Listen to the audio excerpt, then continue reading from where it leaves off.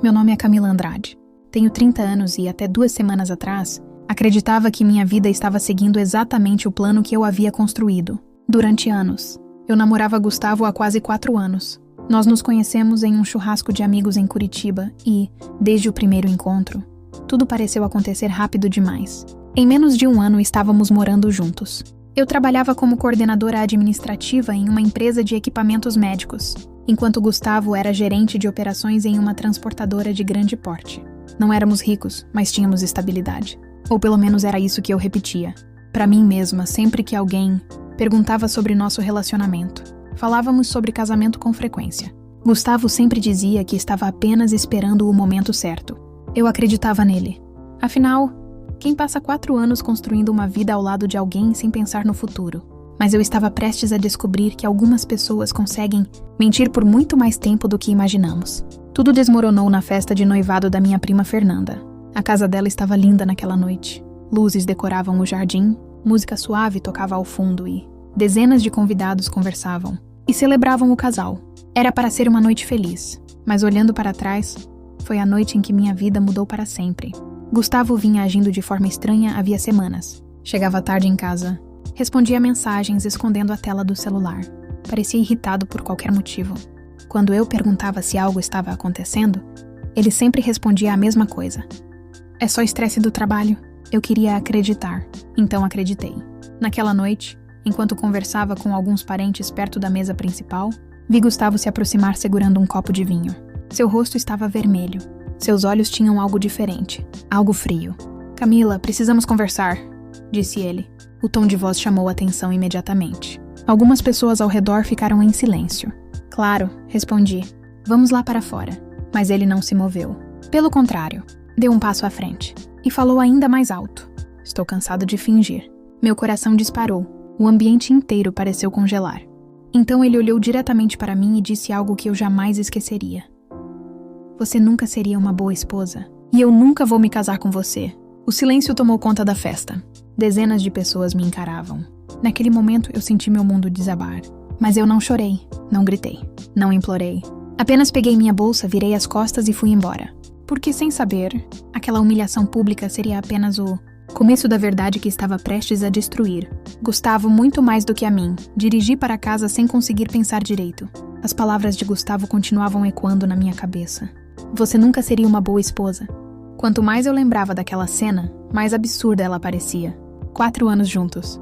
Planos, sonhos, momentos difíceis superados lado a lado. E tudo terminou daquela forma, na frente de dezenas de pessoas. Quando cheguei ao apartamento, sentei no sofá sem acender nenhuma luz. O silêncio parecia esmagador. Meu celular vibrou. Era uma mensagem de Júlia, uma amiga em comum.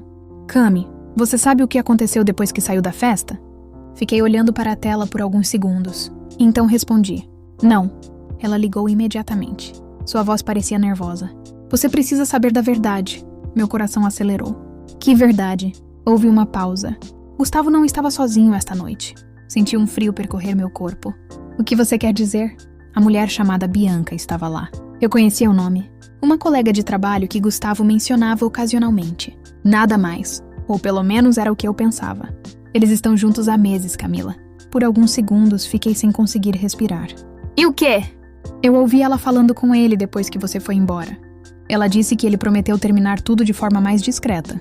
Meu estômago revirou. De repente, tudo começou a fazer sentido. As horas extras. As reuniões inesperadas. As mudanças de comportamento. As desculpas. As mentiras. Júlia continuou falando. Algumas pessoas já suspeitavam, mas ninguém tinha certeza. Fechei os olhos. A dor era enorme, mas algo diferente começou a surgir. Raiva, não aquela raiva explosiva. Uma raiva fria, silenciosa, perigosa. Depois da ligação, fui até o computador. Precisava descobrir toda a verdade. Entrei na conta conjunta que usávamos para despesas da casa. No começo, tudo parecia normal. Aluguel, mercado, internet, contas mensais. Então encontrei algo estranho. Um restaurante caro. Uma cobrança de quase R$1.000. Nunca tínhamos ido lá. Continuei analisando. Outro restaurante. Outro valor alto. Depois um hotel. Então outro. E outro. Minha respiração ficou pesada. Cada transação era uma prova. Cada recibo era uma mentira. Passei horas verificando datas, comparando informações, salvando capturas de tela, montando uma linha do tempo completa. Quanto mais eu descobria, mais percebia que aquilo não era um erro. Não era um momento de fraqueza, era uma vida dupla, planejada, escondida, mantida durante meses. Quando o relógio marcou 6 da manhã, ouvi a porta do apartamento se abrir. Gustavo entrou devagar. Parecia exausto. Ao me ver sentada na mesa com o notebook aberto, ele congelou. E naquele instante percebi uma coisa. Ele ainda não fazia ideia de que eu já sabia de tudo.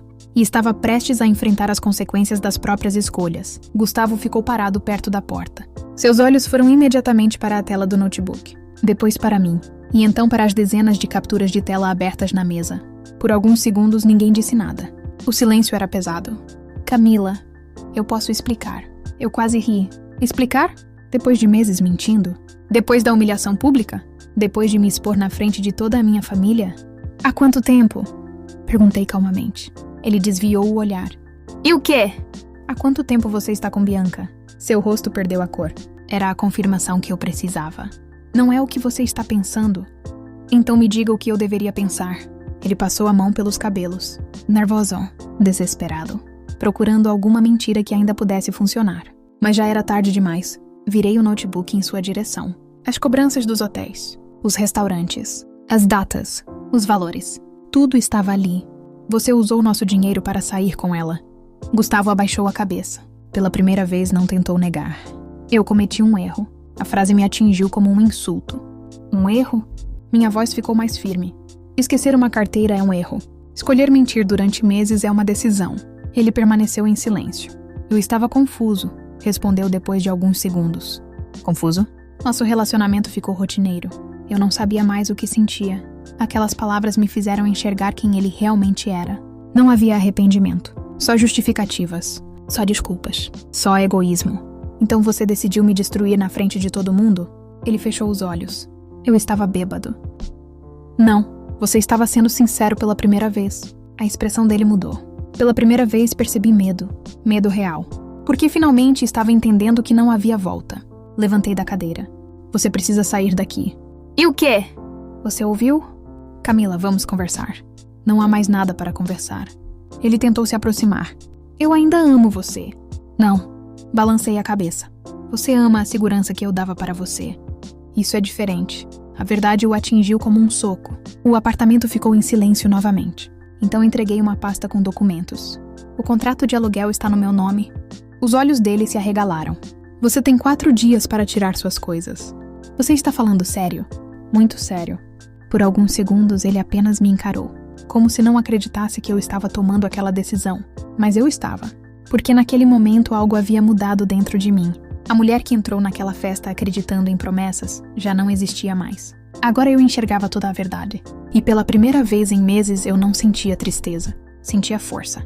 Enquanto Gustavo permanecia imóvel no meio da sala, eu sabia que aquilo era apenas o começo, porque a vida dele estava prestes a desmoronar de uma forma que ele jamais imaginou. Os 4 dias passaram mais rápido do que eu imaginava. Gustavo tentou mudar minha decisão várias vezes. Mandou mensagens. Pediu para conversar. Disse que estava arrependido, mas eu já não acreditava em nenhuma palavra dele. Quando chegou o último dia, ele colocou suas coisas em caixas e saiu do apartamento. Sem discussão. Sem drama. Sem dignidade. Apenas foi embora.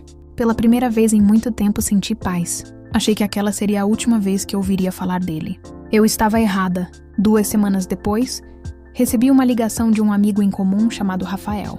Você soube o que aconteceu com Gustavo? Não, respondi. Bianca terminou com ele. Fiquei em silêncio.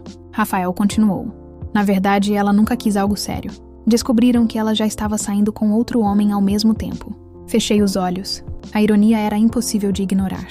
Gustavo destruiu um relacionamento de 4 anos por alguém que nunca o escolheu de verdade. Mas a história não terminou aí. Poucos dias depois, descobri que ele também estava enfrentando problemas no trabalho. Seu desempenho caiu. Começou a faltar. Perdeu prazos importantes e acabou sendo demitido. Tudo aquilo aconteceu em menos de um mês. O homem que se sentia superior naquela festa agora havia perdido a namorada, o emprego e a reputação. Enquanto isso, minha vida seguia em frente. Comecei a frequentar a academia. Reencontrei amigos que havia deixado de lado. Viajei nos finais de semana. Troquei móveis. Mudei a decoração. Transformei o apartamento em um lugar que realmente parecia meu. A cada dia eu me sentia mais forte, mais livre, mais feliz. Então, numa tarde de domingo, Recebi uma mensagem de Gustavo, a primeira depois de semanas. Eu estraguei tudo. Você era a melhor coisa que já aconteceu na minha vida. Fiquei olhando para a tela. Meses atrás, aquelas palavras teriam significado tudo para mim. Agora, não significavam nada. Apaguei a mensagem, bloqueei o número e continuei com meu dia, porque finalmente entendi algo importante. A verdadeira vingança não é destruir quem te machucou. É mostrar que você consegue ser feliz sem essa pessoa. Gustavo achou que estava me descartando naquela festa. Mas na realidade, foi ele quem jogou fora a melhor coisa que tinha. E quando percebeu isso, já era tarde demais. Hoje, quando lembro daquela noite, não sinto raiva, nem tristeza. Sinto gratidão, porque aquele momento não destruiu minha vida. Ele me libertou de uma mentira. E às vezes, perder alguém é exatamente o que precisamos para encontrar a nós mesmos. Se você gostou desta história, deixe seu comentário, compartilhe com seus amigos e inscreva-se no canal para não perder as próximas histórias emocionantes.